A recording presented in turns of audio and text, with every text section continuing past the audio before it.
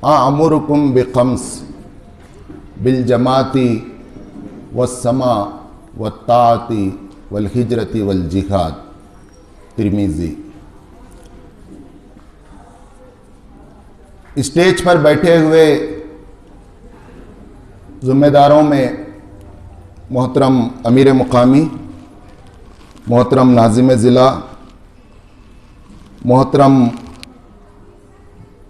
माविन उमराए मुकामी, मोहतरम सेक्रेटरी साहब, मोहतरम जमील अहमद हाशमी साहब, जनाब मोहम्मद मौज़म साहब, जनाब रफ़ीक साहब और यहाँ मौजूद बुज़ुर्गों, नौजवानों, माओ, बहनों, बेटे, बेटियों, अस्सलाम वालेकुम रहमतुल्लाहि व बरकातुहू।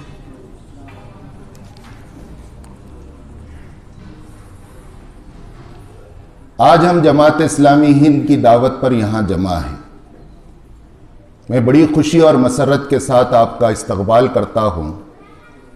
आपकी ये बड़ी तादाद इस बात का सबूत है कि आप इस्लाम की निशात सानिया चाहते हैं।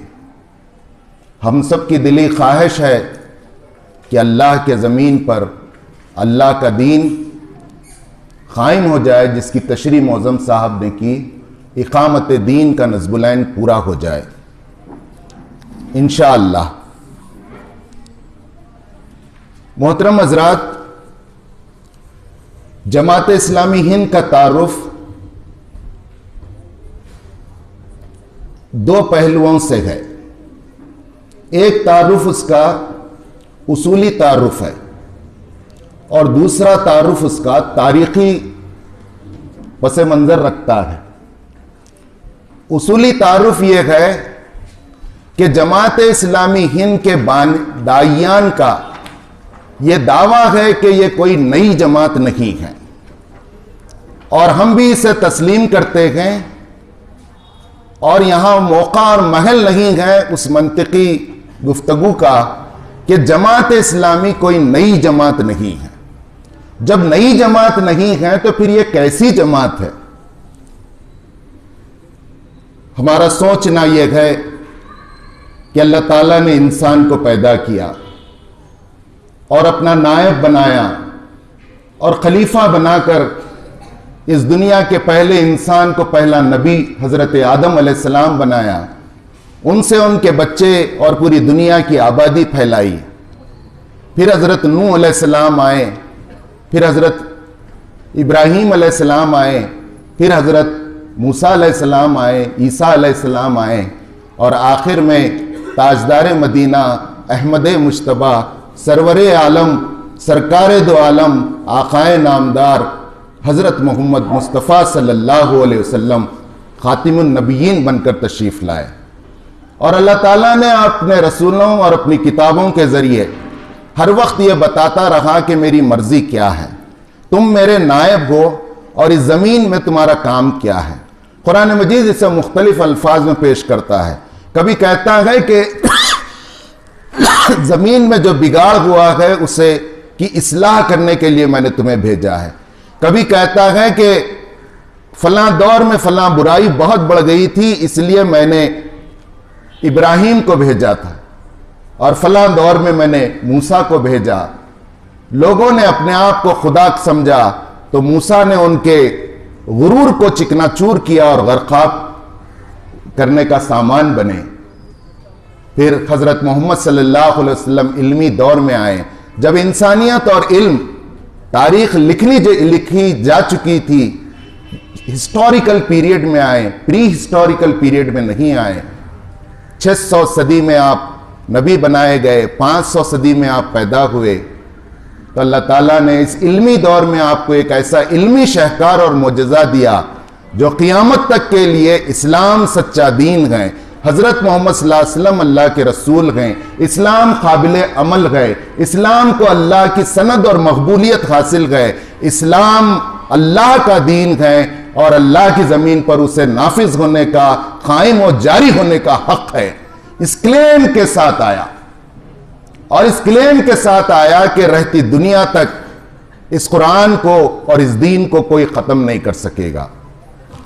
محترم حضرات، رسول اللہ صلی اللہ علیہ وسلم آخری نبی، آپ کے بعد کوئی نبی آنے والا نہیں، تو نبوت کا سلسلہ ختم ہوا، لیکن کار نبوت رسول اللہ صلی اللہ علیہ وسلم کی امت پر ڈالی گئی۔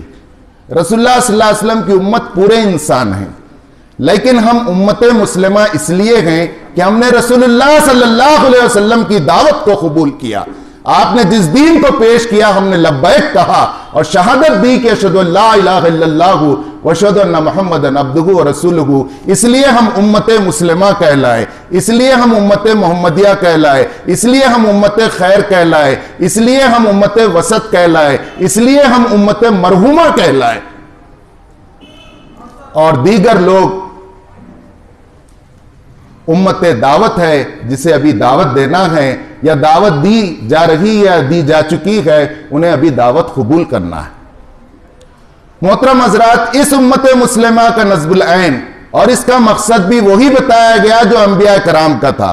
سورہ شورى میں آیا، میں اس تفصیل میں جانا نہیں چاہتا، کہ تم بھی دین کو قائم کرو، اللہ کی زمین پر اللہ کے نام کا غلبہ ہو، اس کے احکامات جاری و ساری ہوں۔ یہی ہر نبی کا کام ہوتا تھا۔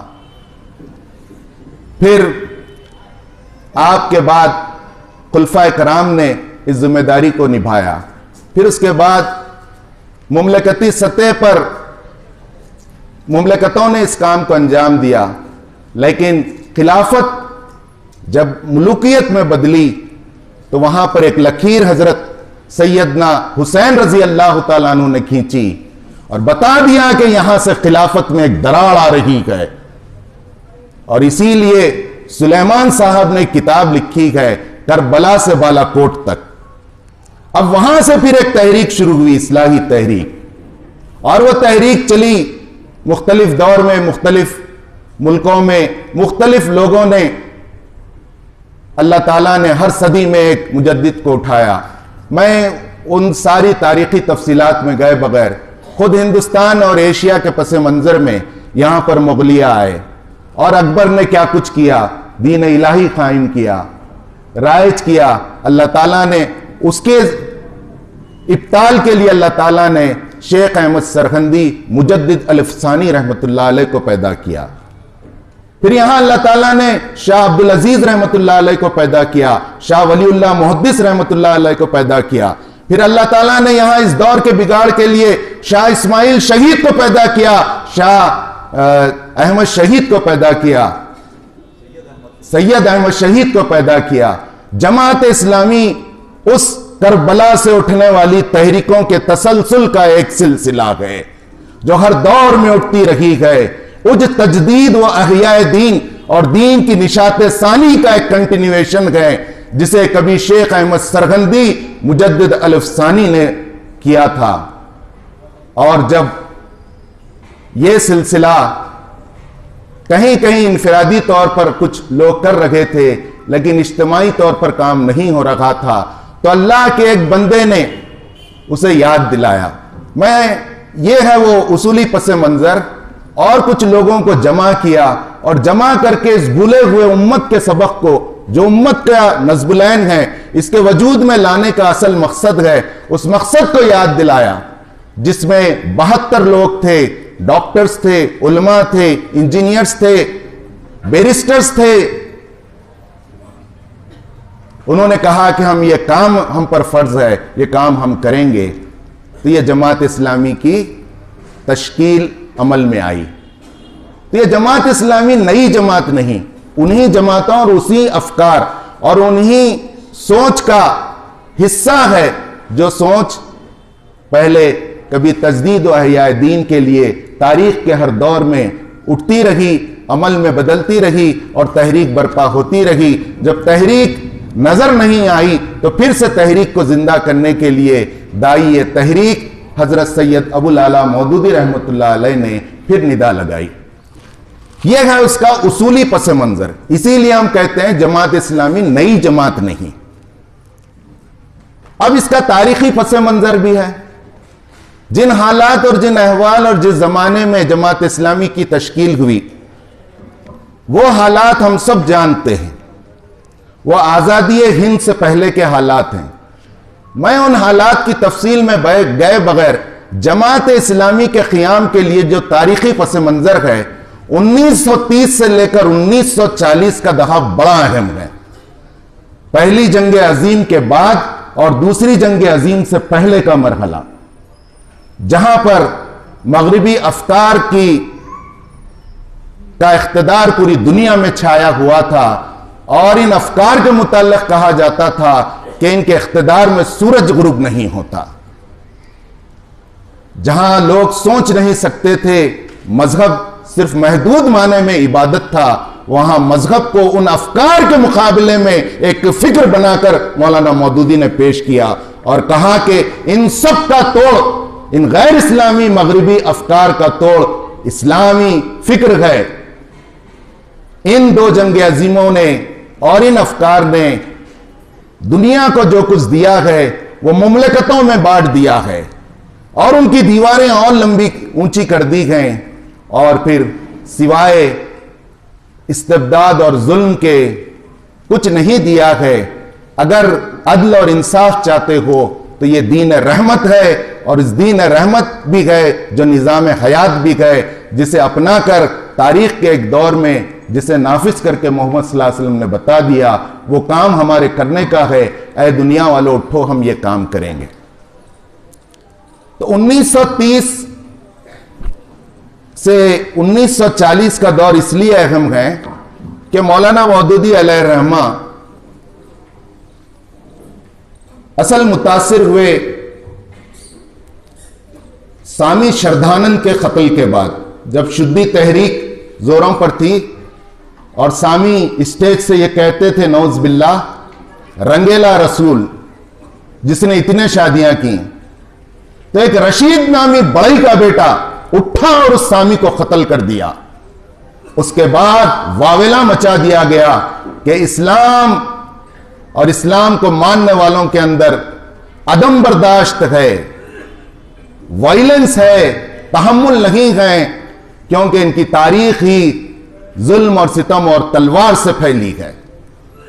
مولانا محمد علی جوہر ان حالات میں جامع مسجد دلی میں خطاب کر رکھے گئے اور جمعہ کے خطبے میں کہتے ہیں کوئی ہے مرد مجاہد جو ان حالات کو رخ دے اور بتا دے کہ اسلام کیسے پھیلا ہے اور اسلام کے پھیلنے کی اصل وجہ کیا ہے۔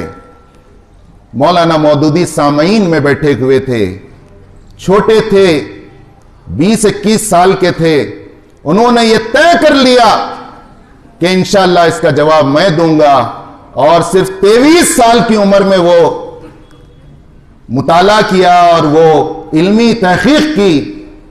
صرف 3 سال کے اندر الجہاد فی الاسلام جیسی مستند کتاب آپ نے، بریک تھرو کتاب آپ نے دنیا کے سامنے پیش کر دی، جس کا کل نچوڑ یہ ہے کہ جہاد بھی اسلام کا حصہ ہے، اسلام آگے بڑھتا ہے، اسے آگے بڑھنے کا حق ہے، جب اسے روکا جائے گا تو جو رکاوٹیں آئیں گی وہ اسے دور کرے گا۔ اور اگر کوئی شخصی طور پر دنیا اور دنیا والوں کے لیے وبال بنتا ہے اور شر بن جاتا ہے تو اس کا خون اسی طرح جائز ہو جاتا ہے، اس کا خون اس طرح کم قیمت ہو جاتا ہے جس طرح اس کے خون کے خطرے کی قیمت اس طرح گھٹ جاتی ہے کہ پانی کے خطرے سے بھی کم ہو جاتی ہے، اور اس کا خون کا بہانا بالکل حق ہو جاتا ہے۔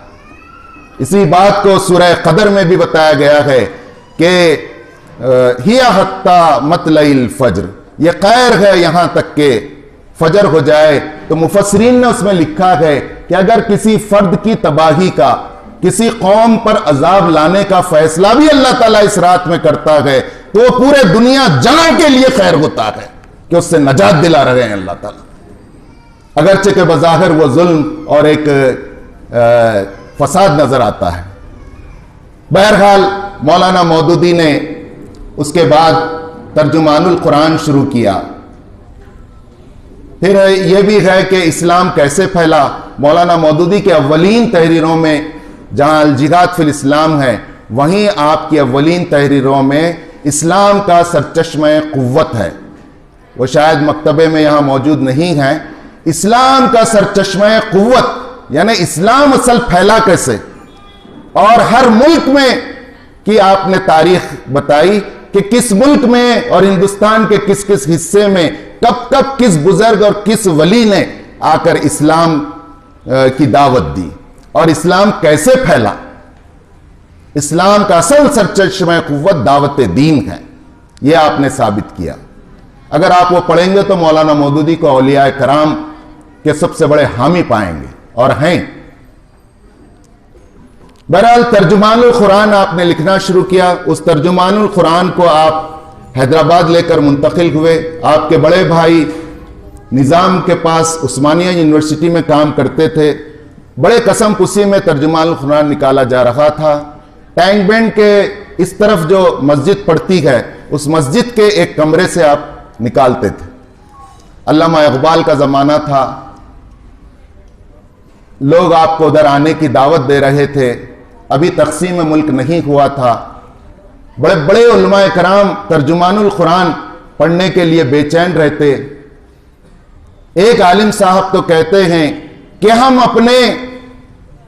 ہم اپنے دالان میں ٹہلتے رہتے جب ترجمان القرآن آنے کا تاریخ ہو جاتی کہ ڈاکیا اب لاتا کہ تب لاتا اور ہم ترجمان القرآن پڑھیں اور دیکھیں کہ مودودی اس ماہ میں کیا بم گراتے ہیں. اس طرح کے زبردست تحریریں مولانا مودودی کی اس دور میں آنے لگیں. وہی ترجمان القرآن کی تحریریں ہیں جسے جمع کر کے پہلے سیاسی کشمکش اول، دوم اور سوم میں چھاپا گیا. اب اسلامی سیاست کے نام سے ان تینوں حصوں کو یکجا کیا گیا اور اس کا ایک آخری باب ہے، چاپٹر ہے، ایک اصلاحی جماعت کی ضرورت. ایک اصلاحی جماعت کی ضرورت کے بعد مولانا مودودی علیہ الرحمہ کو کئی خطوط آئے کہ آپ ہم سب کو بلائیں، یہ کام ہمارے کرنے کا ہے، یہ کام نہیں ہو رہا ہے. کہیں کہیں لوگ نماز کی دعوت دے رکھے گئے، کہیں کلمے کی دعوت دی جا رہی ہے، کہیں ختنہ کی سنت زندہ ہے، کہیں مسلمان صرف داڑھی اور ٹوپی سے جانا اور پہچانا جا رہا ہے. اسلام ایک فکر ہے، اسلام ایک نظام عدل ہے. اسلام اتنی قوت رکھتا ہے کہ وہ باطل سے ٹکر لے اور پھر انسانی مفاد میں ہے. تو ہمیں یہ کام کرنا فرض ہے. مولانا کی تحریروں سے آپ نے 10 سال تک انسانی ذہنوں کو تیار کیا، ان سوچنے سمجھنے والوں کو تیار کیا جو حقیقی معنوں میں اسلام اور مسلمانوں کا مستقبل اس بر صغیر میں دیکھ رہے تھے. اور انہوں نے یہ طے کر لیا تھا کہ ہماری قابلیتیں اور ہماری صلاحیتیں اس کام کے لیے لگنا چاہیے. اور وہ 72 مخلصین تھے جو جمع ہوئے پٹھان کوٹ پہ اور 26 اگست سے 31 اگست تک 4 دن رہے 1941 اور اس جماعت کا نام رکھا جماعت اسلامی. ابھی ہند پاک نہیں لگا. اور اپنا پہلا امیر مولانا مودودی علیہ الرحمہ نیچے بیٹھ گئے. کہا کہ میرا کام بلانا تھا، بلایا. فرض یاد دلانا تھا، دلا دیا، ہو گیا. آپ اپنا امیر وہ چن لیجئے، نظم اور ڈسپلن سے کام کریں. تو سب اتفاق رائے سے مولانا مودودی کو اپنا امیر بنائے. ایک دلچسپ بات چلتے چلتے کہہ دوں کہ پہلا بیت المال جو ہوا وہ 71 روپے 14 آنے کا تھا. اور آج یہ تحریک صرف 57 مسلم ورلڈ میں نہیں بلکہ دنیا کے 250 سے زائد ممالک میں اس بندے مومن کی تحریک اور یاد دہانی پر اور آپ کی تحریروں اور لٹریچر سے متاثر ہو کر اسلام کی نشات ثانیہ کے لیے الگ الگ ناموں سے وہ کام کر رہے ہیں. ادھر ایشین کنٹریز میں زیادہ تر مولانا مودودی اور کچھ جگہوں پر اخوان کے سربراہ جو ہم اثر ہیں مولانا مودودی اور اخوان، جماعت اسلامی اور اخوان المسلمین، وہاں بھی जमाल अब्दुल नासिर थे, अंग्रेजों का इख्तिदार था। बहरहाल वो तफसील में मैं जाना नहीं चाहता।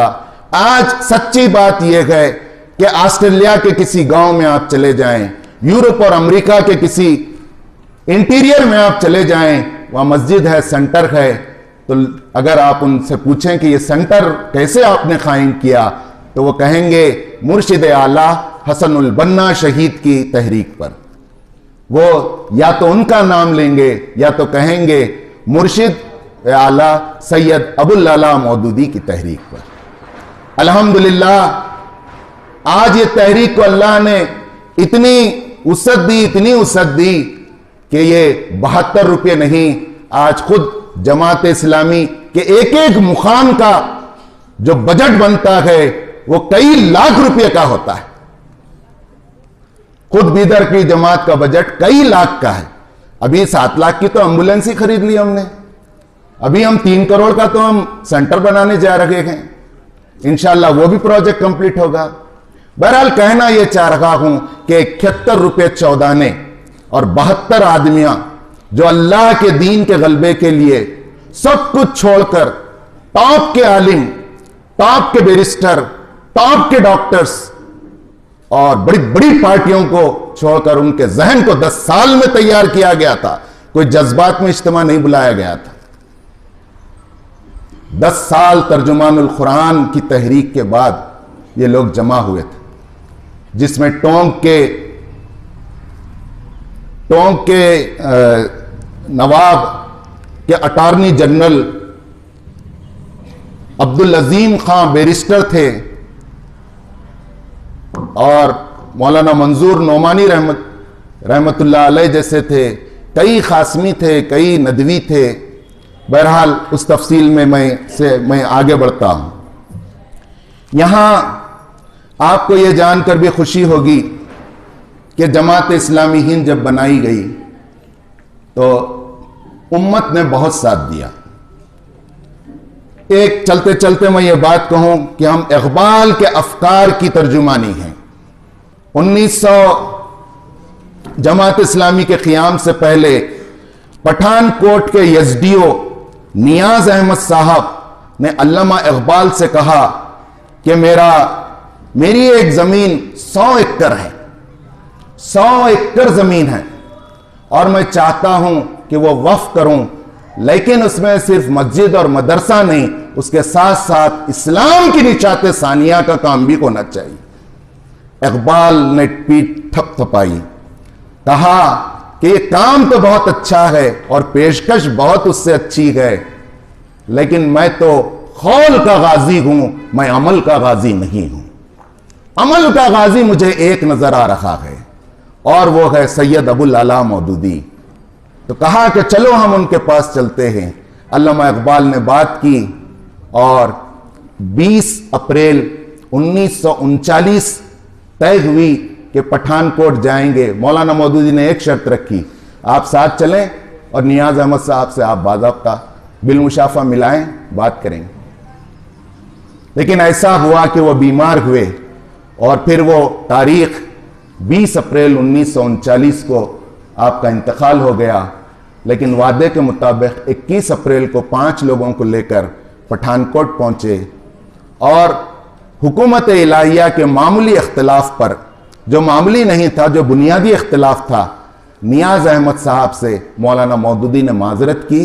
कहा कि इब्तिदा में इख्तिलाफ अच्छा नहीं है, यह आपकी ज़मीन आपको मुबारक, अस्सलाम वालेकुम, हम चलते। इससे यह मालूम होता है कि जमात इस्लामी हिंद खाली घड़ा नहीं है। माफ कीजिएगा, हम कितने ही बड़े आलिम हों, हम कितने ही बड़े इल्म वाले हों, जमात इस्लामी हिंदुस्तान के पूरे क्रीम को जमा कर कर एक पॉलिसी प्रोग्राम बनाती है, जो पूरे दुनिया से भी वाकिफ हैं, मशरिक और मगरिब से वाकिफ हैं, कुरान और हदीस पर दर्क रखते हैं। मौलाना मौदूदी ने कहा कि इस पर नो कॉम्प्रोमाइज। चाहे कितना ही दौलतमंद आदमी हो, चाहे उसकी आफर कितने ही करोड़ की हो, हम सिर्फ जमात इस्लामी हिंद के अगराज और मकासिद के लिए उसे एक्सेप्ट करेंगे। आपकी ख्वाहिश अगर हमारे अगराज और मकासिद से मेल खाती है फबिहा, वरना आपकी दौलत اور آپ کا انفاق آپ کو مبارک. ہم جماعت اسلامی کے لیے آپ کی خواہش کی تکمیل کے لیے کوئی پیسہ اور کوئی وقف نہیں لیں گے. دوسری بات اس سلسلے کی وہ یہ کہ بعد میں پھر وہ آئے اور پیشکش کی، جماعت سے قریب ہوئے، پھر وہاں پر وہ جگہ لی گئی جماعت کے شرائط پر. پھر جماعت اسلامی ہند کے پہلا دفتر ملیح آباد جو لکھنؤ کے مضافات میں ہے، منشی ہدایت علی صاحب کا کئی ایکڑ کا باغ تھا. انہوں نے کہا کہ میں اپنے باغ کا ایک حصہ دے دیتا ہوں، اور منشی ہدایت علی صاحب کی آفر کو قبول کیا گیا اور پہلا مرکز ملیح آباد، جیسا نوباد وہ ہے بیدر میں، ویسا لکھنؤ کے مضافات میں ہے، وہاں پہلا مرکز قائم ہو. یہ جماعت اسلامی وہیں پر پبلیکیشن، وہیں پر درسگاہ اسلامی، وہیں پر ایک آرگن نکالنے کا فیصلہ، سب سے پہلا ترجمان الانصاف نکالا جاتا تھا. پھر اس کے بعد مسلم نکالا گیا، پھر مسلم دعوت میں تبدیل ہوا، پھر زندگی نکالا گیا، زندگی نو میں تبدیل ہوا، پھر ایک پبلیکیشن بنایا گیا اور محسوس کیا گیا کہ مسلمانوں کا کوئی انگلش میں اخبار نہیں ہے، تو انگلش اخبار ریڈینس شروع کیا گیا. جماعت اسلامی ہند آج معروف تنظیم ہے اور اس حیثیت سے بہت زیادہ معروف ہے کہ یہ ملک کی ہر زبان میں اسلامی لٹریچر اپنی پشت پر رکھتی ہے. دلائل کا انبار، اور ایک اندازے کے لحاظ سے ہندوستان کے بڑے بڑے پبلشرز میں جن کا نام آتا ہے وہ مرکزی مکتبہ اسلامی دلی کا آتا ہے، جس کے الحمدللہ 2000 سے زائد ٹائٹل ہے. میں اپنی بات آگے بڑھاتے ہوئے آپ سے موضوع پر آؤں گا کہ یہ جماعت اسلامی ہند اس لیے ہم کہتے ہیں کہ مولانا مودودی سے اس کا کوئی قانونی تعلق نہیں، صرف فکری اور تاریخی تعلق ہے. آپ بولیں گے مولانا مودودی سے کوئی قانونی تعلق نہیں ہے، بالکل نہیں ہے. دستور جماعت اٹھا کے دیکھیے، کہیں تو بتائیے آپ مولانا مودودی کا نام ہے کہ نہ یہ مولانا مودودی کی ذہنی اپج ہے، نہ ان کی خواہش ہے. انہوں نے یاد دلایا. مولانا سراج الحسن صاحب اللہ انہیں غریق رحمت کرے، وہ ہمیشہ کہتے، اگر ہم تقریر میں کہتے بانی تحریک مولانا مودودی، تو تقریر کے دوران ٹوکتے اور کہتے کہ بانی نہ کہو، دائی کہو. بانی نہیں ہیں، بانی رسول اللہ ہیں اس تحریک کے، کیونکہ یہ اسلامی تحریک ہے اور اس کے افکار اور اس کی چھاپ اور اس کا طریقہ اور اس کا مقصد اور اس کا نظم العین پورا قرآنی اور اسلامی ہے، اور علی منہاج النبوہ ہے، نبوت کے طریقہ کار پہ. تو کیا کہو؟ دائی کہو، دائی. کہ اس نے بلایا، اس بندے نے جو کام کیا، بھولا ہوا سبق یاد دلایا اور لوگوں کو جمع کیا. دائی تحریک کہو. پھر اس میں ہم دیکھتے ہیں کہ مرکز کچھ دنوں کے بعد 59 تک رامپور میں رہا. 59 سے دلی، پرانی دلی سویوالان میں منتقل ہوا، چھوٹی گلیوں میں. پھر وہاں سے 1990 میں ابو الفضل انکلیو میں آیا. یہ بات تحدیث نعمت پر ہم سب کو اللہ کا شکر بجا لانا چاہیے. کسی غیر اسلامی تنظیم کا، ایون RSS کا بھی اتنا بڑا ہیڈ کوارٹر نہیں ہے جتنا بڑا ہیڈ کوارٹر اور خوبصورت ہیڈ کوارٹر جماعت اسلامی ہند کا ہے، اور کیپٹل سٹی میں ہے. یہ ہمارے بزرگوں کی دور اندیشی، مولانا شفیع مونس صاحب جیسے، مولانا محمد یوسف صاحب جیسے لوگوں نے اسے، کھیت تھے وہ، تھوڑے تھوڑے پیسے دے کر خریدا اور اس ایریے کا نام ابو الفضل انکلیو پڑا. ابو الفضل انکلیو کیسا پڑا؟ ابو الفضل ایک انجینئر صاحب کا نام تھا، ڈپلوما انجینئر تھے ان کے تعلقات شفیع مونس صاحب سے تھے. وہ پرانی دلی آتے اجتماعات میں. انہوں نے کہا کہ مولانا آپ تھوڑے تھوڑے پیسے میں کو جمع کر کے بھیجو، میں ایک ایک کھیت خریدتے جاتا ہوں اور جماعت کے واسطے رکھیں گے.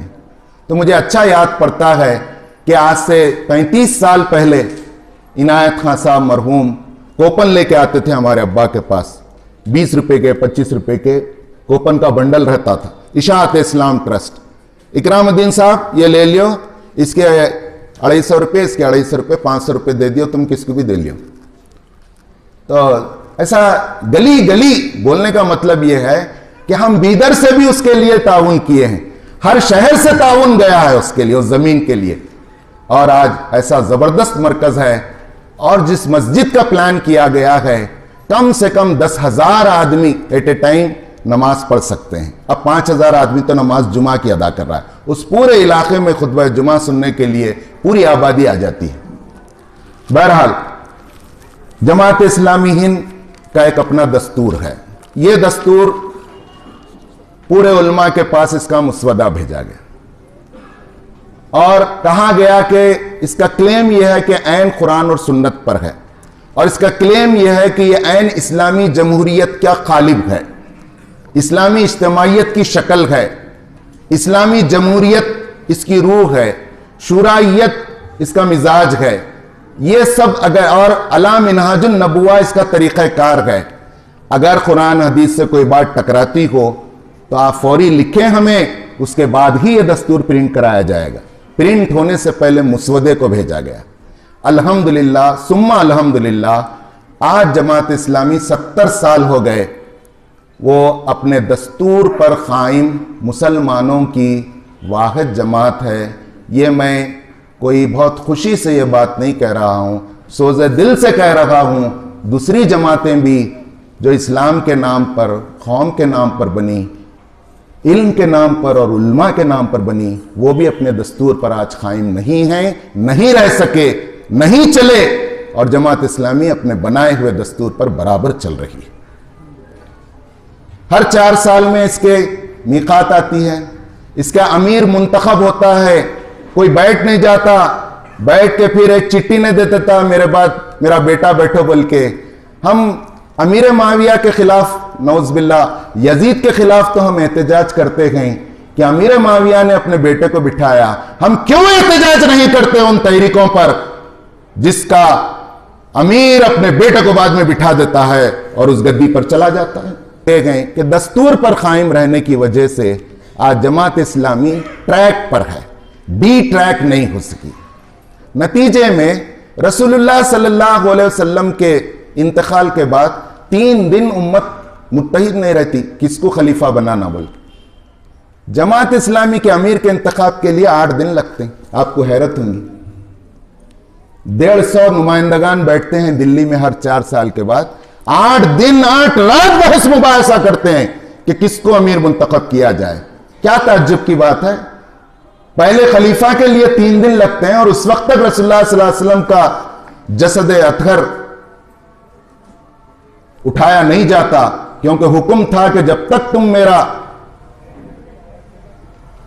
जानशीन मुंतखब ना कर लो मुझे दफनाना नहीं।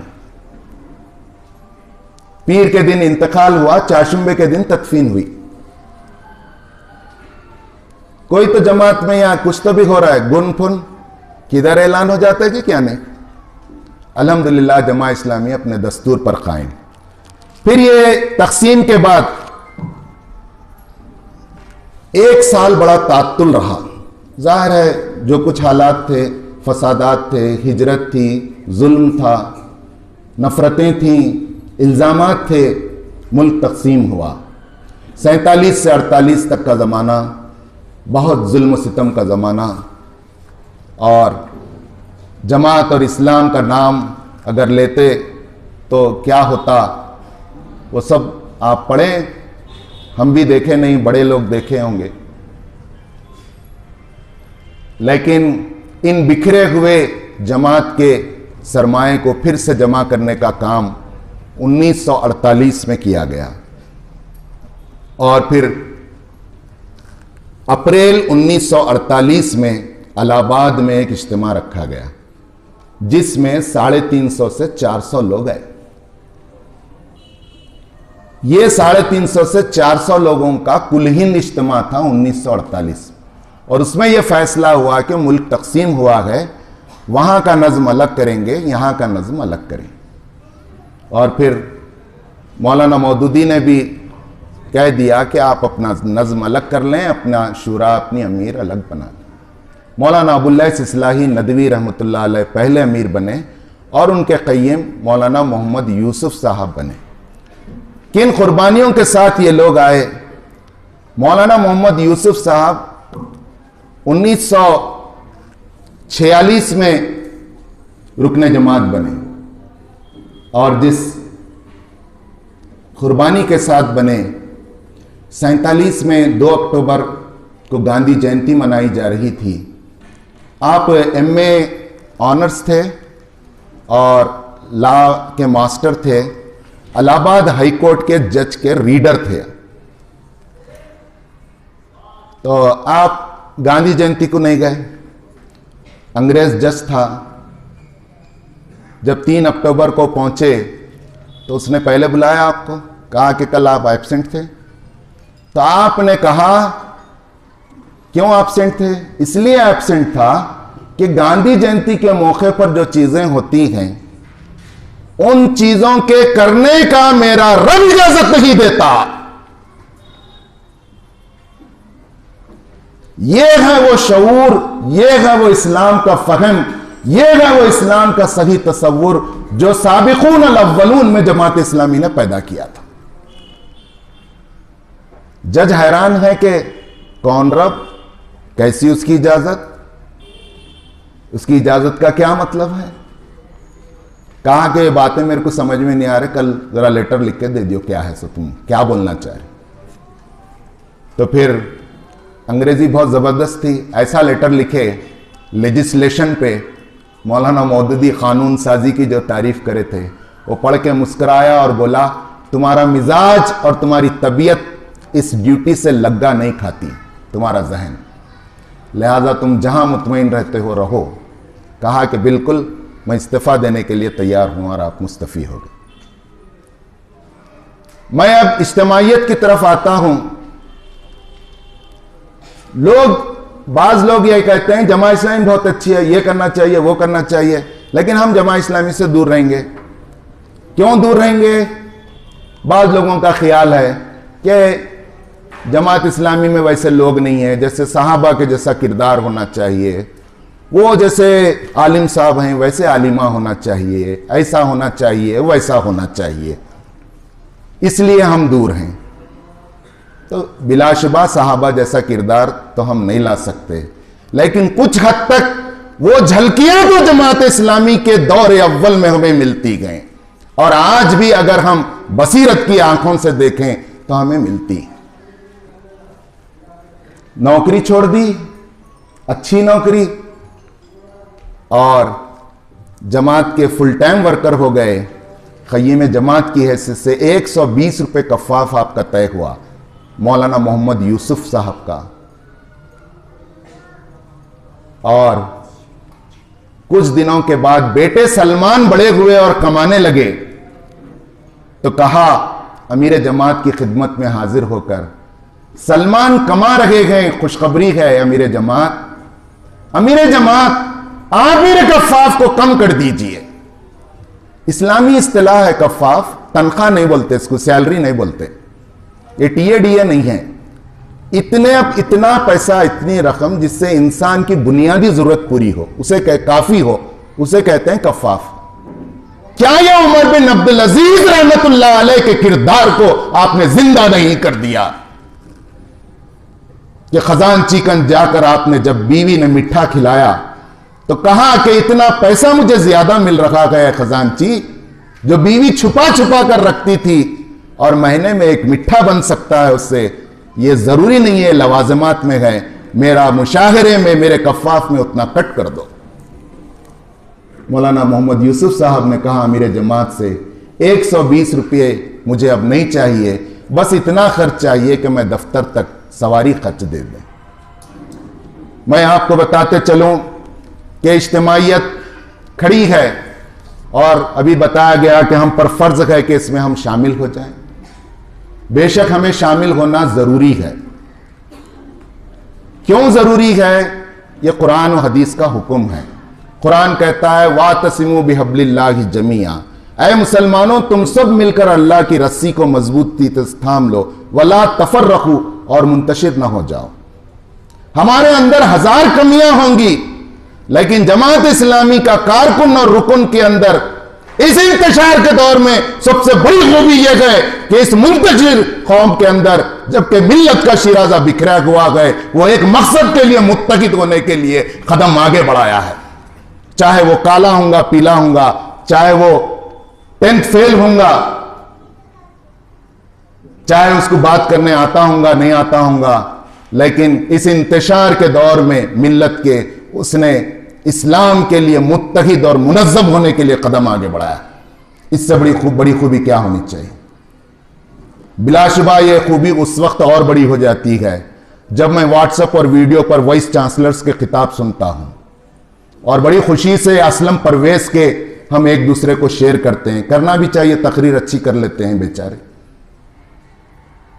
اور بڑے بڑے علماء جن کے پیر کو لوگ زمین میں رکھنے نہیں دیتے اور قالینیں بچھاتے ہیں، کم سے کم 14 میٹھوں کی دعوت کرتے ہیں، ان اتنے پہنچے ہوئے ہیں،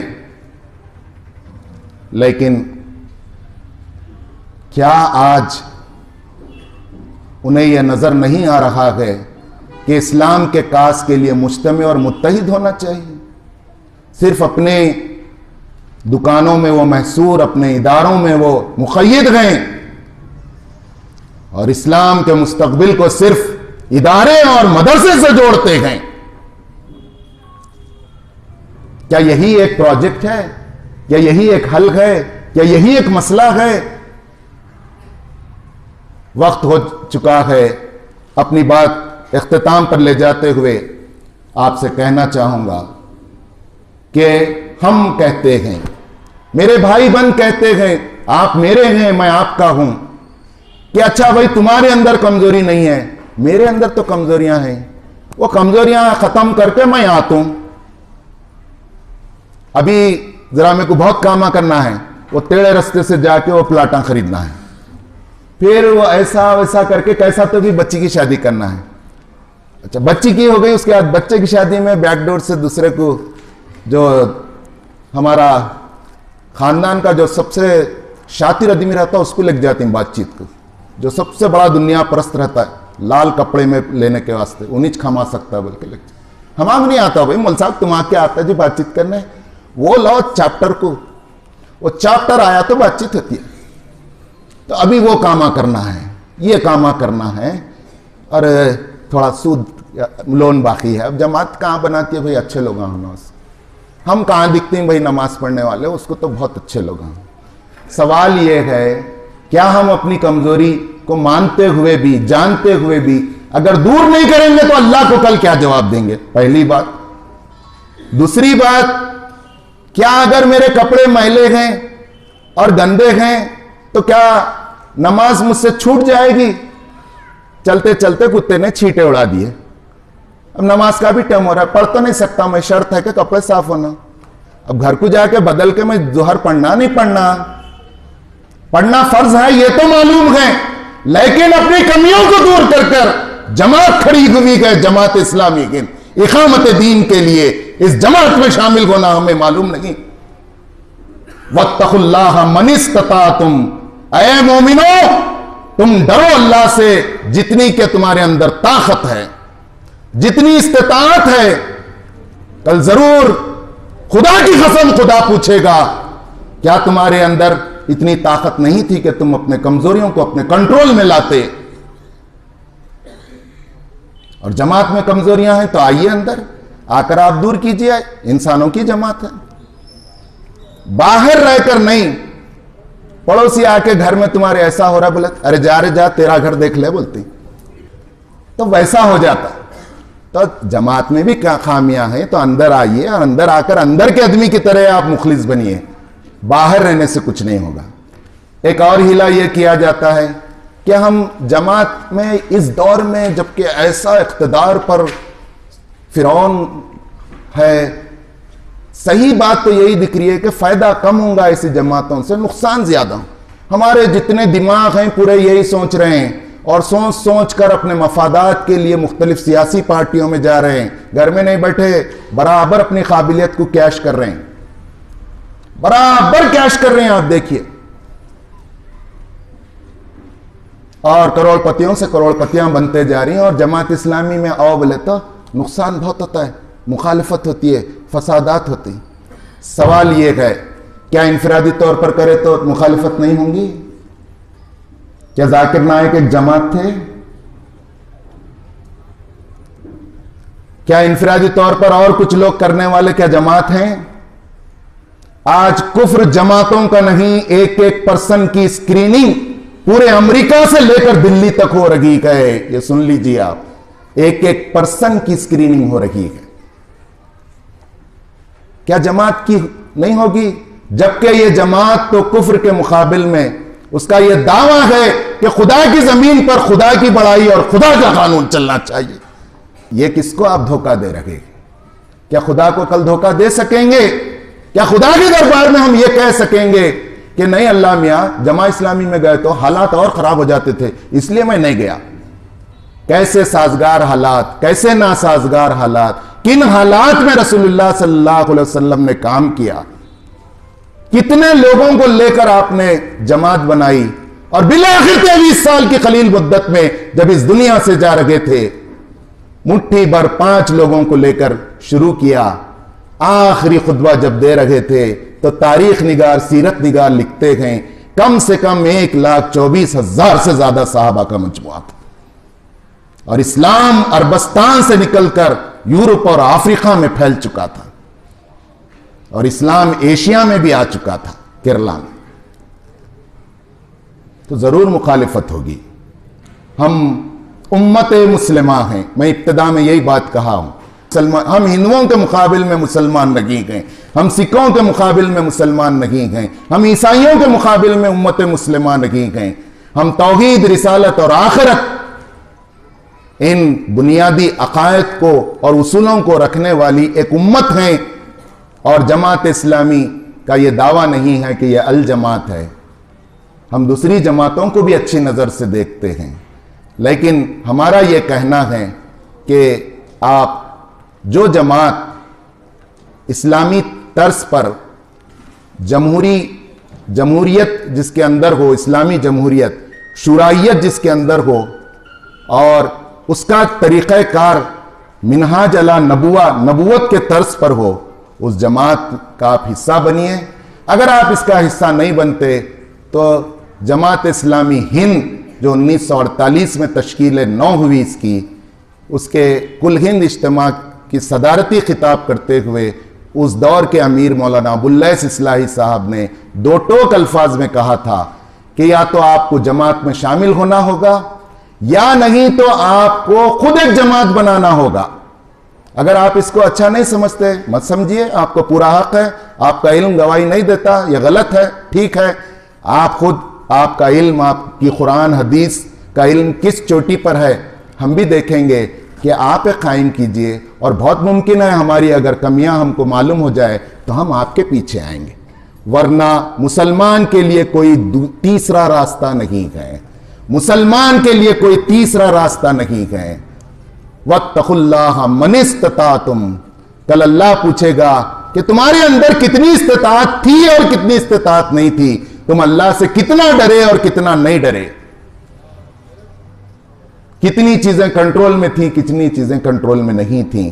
میں اس حدیث پر اپنی بات ختم کروں گا جو میں نے ابتدا میں سنائی کہ مجھے حکم دیا گیا ہے، میں حکم دیتا ہوں تمہیں 5 چیزوں کا جس کا حکم میرے رب نے مجھے دیا ہے.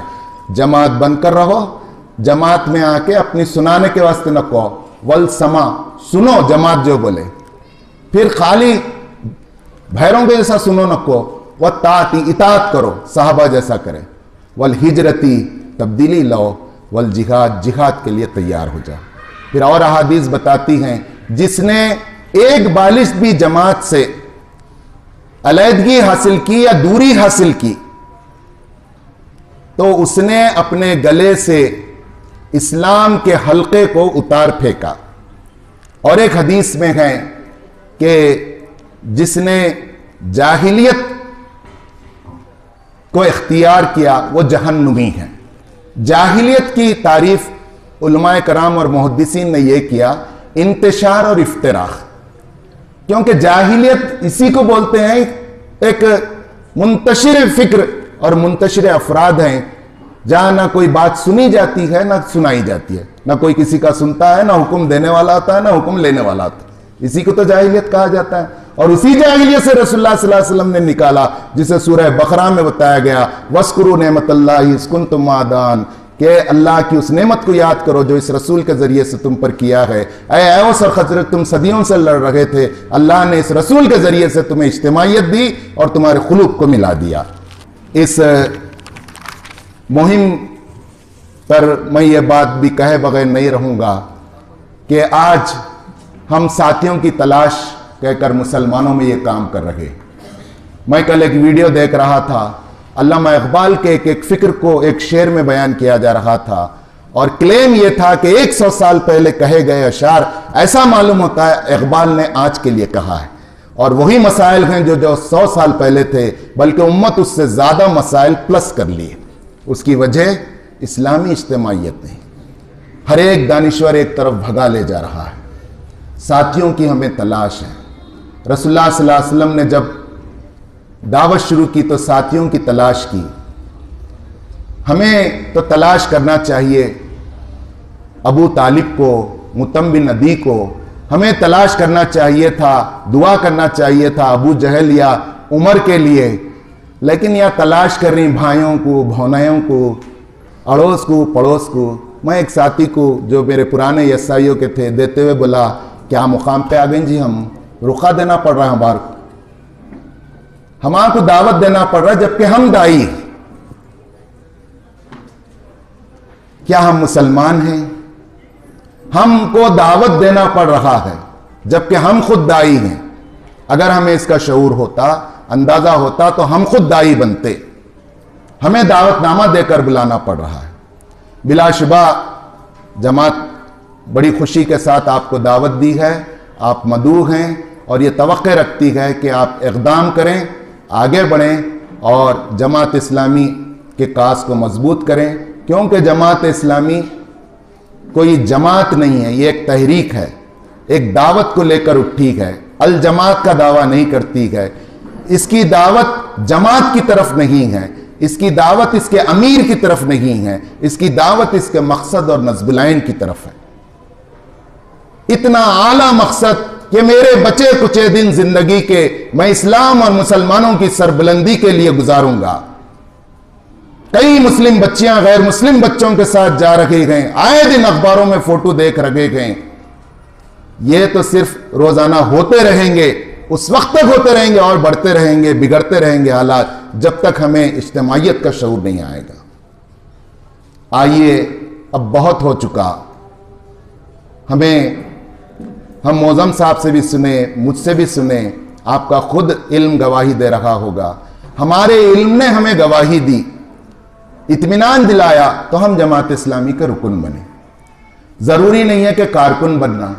मैं जब दिल्ली में था तो मोहतरम ख़य्यम जमात जो अब नायब अमीर जमात हैं, जाफ़र साहब से मुलाकात हुई तो उन्होंने कहा जमात इस्लामी खड़ी हुई है और हर मुसलमान से जमात इस्लामी हिंद का यह मुतालबा है कि वो बहैसियत रुकन जमात बनकर इसका साथ दें। कहीं भी आपको दस्तूर में कारकुन का लफ्ज़ नहीं मिलेगा, मुत्तफ़िक़ का लफ्ज़ नहीं मिलेगा। इत्तिसाल से मुत्तफ़िक़ हैं, इत्तिसाल से कारकुन हैं, उसमें कोई तरक्की नहीं होती। दुनिया का हर चीज़ में तरक्की होती है। बच्चे थे कारकुन थे, मुत्तफ़िक़ थे, बच्चे वाले हो गए फिर भी कारकुन हैं। बहरहाल मैं कुछ बातें आपको तल्क़ भी सुनाया हूँ, यहाँ पर मैं आपको गौर फ़िक्र के लिए इन बातों को रखा हूँ। उम्मीद के आप इस मुबारक काफ़िले में शामिल होकर अपना तोशा आखिरत का इंतज़ाम करेंगे। व आखिरु दावाना अनिल हम्दुलिल्लाहि रब्बिल आलमीन।